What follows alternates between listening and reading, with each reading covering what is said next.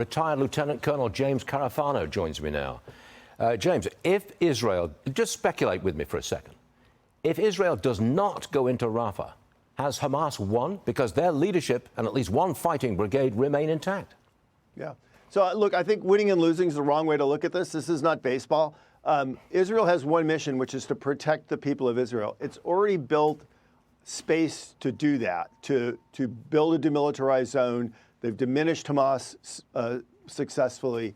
They've cowed the Iranians for now. Hezbollah has stood off. So whether the Israelis go in or not, they've got the time and breathing space to ensure their own security. And they're going to move at some point on to the thorny issue of what's the governance of Gaza look like long term, because just throwing humanitarian aid is not going to work on that. I think the threat to go in is real, and I think they're willing to do that because at the back end, they're going to come out with even less Hamas. But on the other hand, if they wrap now, I think the Israelis would take it as a win. A member of the State Department has quit over Biden's support for Israel.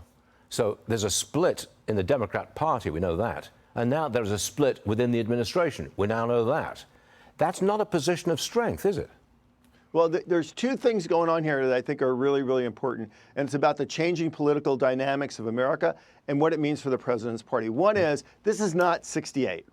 This is not the anti-war movement, which is mostly, bottom-up, Port Huron kid yahoos and some professors. And they were really interested about the draft. Once the draft ended, they could have cared less about the war. This is a organized political violence that is well-funded, well-paid, and directed. Half the people on the campuses are crisis actors. And the other thing is, this is a weaponized, politicized segment of the Democratic Party. These are not like the parts we own. We own the black vote. We own the Hispanic vote. These are people that have a political agenda, and they will take President Biden down. They will cause him to lose, because then they're going to be able to turn to the Democratic Party and say, you need us and we own you. So I think the Democratic Party is in the middle of political crisis. The Democrats are in a political crisis. Do you think it will cost them the election in November? I think that the people that are driving what's going on at the universities and these protests, they could be happy to cause the Biden to lose, because that would allow them to turn to the Democratic Party and say, you have to do what we say in the future. How do you see the war itself ending, wrapping up? How and when? Yeah, look, the enemy gets a vote. So when the fighting starts is kind of up to Hamas. But in terms of Israel's security, I think Israelis are already thinking about what's the next phase. The next phase is you build a demilitarized zone that shields you from these guys.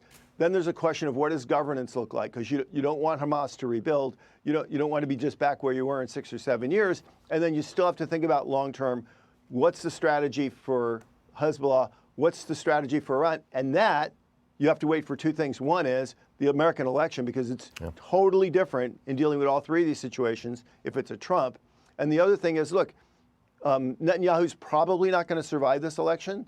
He's a war leader. They'll let him get through the war. But after the war, there'll be an election, and he probably won't be in charge. And then what does the governance of Israel look like? So all those things are factors that when you get beyond the immediate crisis, they kind of have to wait to think through that. I think so. There are too many more moving parts here.